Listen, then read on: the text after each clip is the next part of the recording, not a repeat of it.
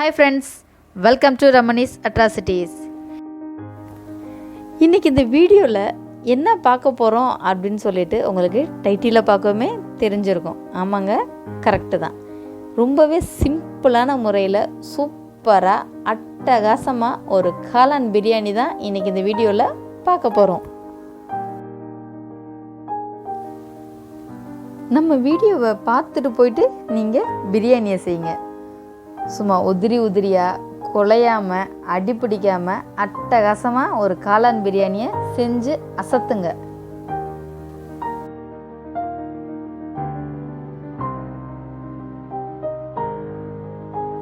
வாங்க காளான் பிரியாணி எப்படி பண்ணணும்னு பார்க்கலாம். காளான் பிரியாணி பண்ணுறதுக்கு ஒரு பாத்திரத்தை அடுப்பில் வச்சுக்கோங்க.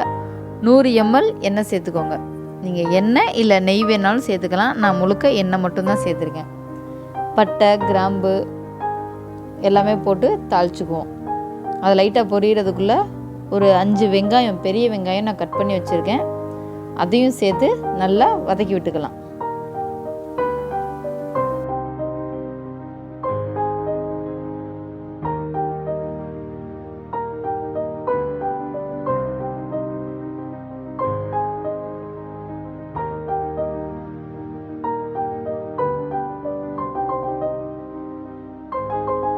வெங்காயம் நல்லா செவந்து வர்ற அளவுக்கு நாம் வதக்கி விட்டுக்கணும். லைட்டாக வதக்கி விட்டுட்டு அடுத்தடுத்து நம்ம ஸ்டெப்பு போட்டோன்னு வச்சுக்கோங்களேன், உங்களுக்கு டேஸ்ட் வராது. ஸோ வெங்காயத்தை நல்லா செவந்து வர்ற வரைக்கும் வதக்கி விட்டுட்டு இஞ்சி பூண்டு அரைச்சி வச்சுருக்கேன், அதையும் சேர்த்து பச்சை வாடை போகிற அளவுக்கு நல்லா வதக்கி விட்டுக்குவோம்.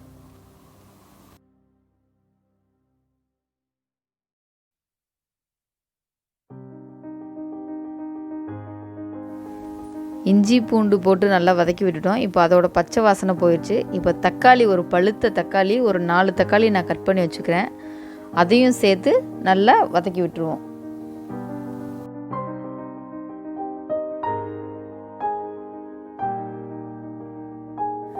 தக்காளி நல்லா மசிஞ்சு வர்ற அளவுக்கு வதக்கி விட்டுக்கணும். இப்போது தக்காளி நல்லா ஓரளவு மசிஞ்சு வந்துருச்சு.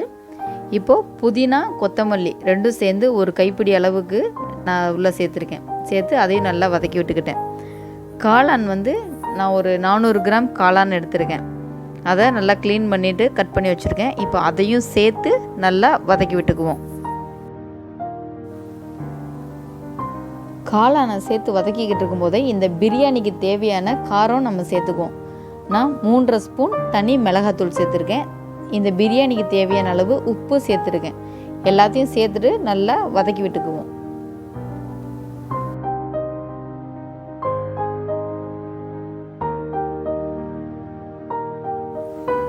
தனி மிளகாத்தூள் சேர்த்துருந்தோம். அதை நல்லா வதக்கி விட்டதுக்கப்புறம் அதோட பச்சை வாசனை போயிடுச்சு. இப்போது தயிர் சேர்த்துக்கலாம். தயிர் நான் எவ்வளோ சேர்த்துருக்கேன் அப்படின்னா 100 கிராம் இருக்கும். கிட்டத்தட்ட 100 கிராம் அளவு தயிர் சேர்த்து எல்லாத்தையும் நல்லா கிளறி விடுறேன். கிளறி விட்டுட்டு கொஞ்சம் நேரம் சிம்லேயே நான் வச்சுருக்கேன்.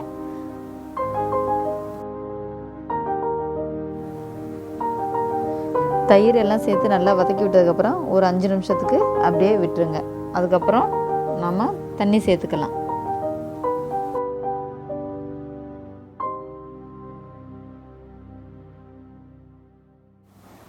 காளான் தயிர் எல்லாமே சேர்த்துருந்தோம். சேர்த்து இப்போ எல்லாமே ஒரு கிரேவி பதத்துக்கு நமக்கு கிடச்சிருச்சு. இப்போது அடுத்த ஸ்டெப்பு என்னென்னு பார்க்கலாம். இப்போது பிரியாணிக்கு தேவையான அளவு தண்ணி சேர்க்க போகிறோம். நான் 2 கப் பாஸ்மதி ரைஸ் எடுத்திருந்தேன். ஸோ 2 கப்புன்னா 3 கப் தண்ணி நான் சேர்த்துக்கிறேன். 1 கப் பாஸ்மதி ரைஸுக்கு 1.5 கப் தண்ணின்றது கரெக்டான அளவு.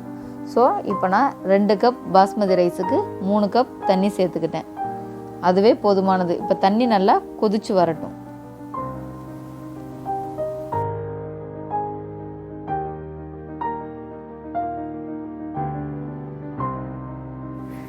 தண்ணி சேர்த்ததுக்கப்புறம் எல்லாத்தையும் ஒரு தடவை நல்லா கலந்து விட்டுட்டு ஒரு மூடி போட்டு ஒரு 5லேருந்து 10 நிமிஷத்துக்கு மூடி போட்டு நல்லா கொதிக்க விடுங்க. அப்போ தான் தண்ணி சீக்கிரமாக கொதிக்கும். ஸோ தண்ணி கொதிக்கிற வரைக்கும் நம்ம வெயிட் பண்ணலாம். ஃப்ளேம் ஃபுல் ஃப்ளேம்லேயே நான் வச்சுருந்தேன். அதனால் ஒரு 5 to 6 மினிட்ஸ்லேயே தண்ணி நல்லா கொதிக்க ஆரம்பிச்சிருச்சு. இப்போ நாம் அரிசியை சேர்த்துக்கலாம். நான் பாஸ்மதி ரைஸை 1 மணி நேரத்துக்கு முன்னாடியே ஊற வச்சுருந்தேன். இப்போ தண்ணியை நல்லா ட்ரைன் பண்ணிவிட்டு அரிசியை மட்டும் சேர்த்துக்கிட்டேன். ரொம்ப கிளறி விட்டுறாமல் லைட்டாக கிளறி விட்டுட்டு ஒரு 10 நிமிஷத்துக்கு மறுபடியும் மூடி போட்டு வேக விடுங்க. ஒரு 5 நிமிஷம் கழித்து நான் மூடியை ஓப்பன் பண்ணி பார்க்குறேன். பார்த்திங்களா, அரிசி நம்ம போட்டதுக்கு இப்போ தான் கொஞ்சமாக வெந்துட்டுருக்கு. மறுபடியும் மூடி போட்டு ஒரு 5 நிமிஷத்துக்கு மூடி வச்சுருவோம். தண்ணி நல்லா ட்ரை ஆனதுக்கு அப்புறம் தான் நாம் தம் போட போகிறோம். அப்புறம் ஒரு 5 நிமிஷம் கழித்து ஓப்பன் பண்ணி பார்க்குறேன். பார்த்திங்களா, தண்ணியே இல்லாமல் எப்படி ஒரு ட்ரையாக இருக்குன்னு.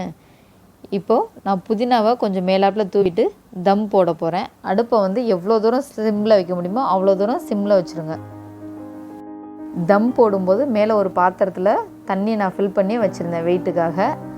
இப்போ ஒரு 10 நிமிஷம் ஆச்சு. நான் ஓப்பன் பண்ணி பார்க்குறேன்.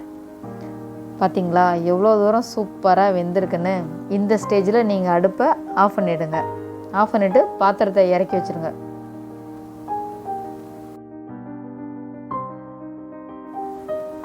அடுப்புலேருந்து இறக்கிட்டு ஒரு 5 நிமிஷம் கழித்து நான் பிரியாணியை ஓப்பன் பண்ணி பார்க்குறேன். வாவ், எவ்வளோ ஒரு கலர்ஃபுல்லாக நமக்கு சூப்பரான காளான் பிரியாணி ரெடி ஆயிடுச்சுன்னு பார்த்தீங்களா. அதை சாதம் அல்றது மாதிரி போட்டு கிளறிடாமல் அப்படியே ஒரு பக்கம் இருந்து நீங்கள் இந்த மாதிரி எடுத்து விட்டிங்கன்னா உங்களுக்கு சாதமும் உடையாது. நல்லா முழுசாக எப்படி உதிரியாக இருக்குன்னு பார்த்தீங்களா. பிரியாணி சூப்பராக நமக்கு ரெடி ஆகிருக்கு.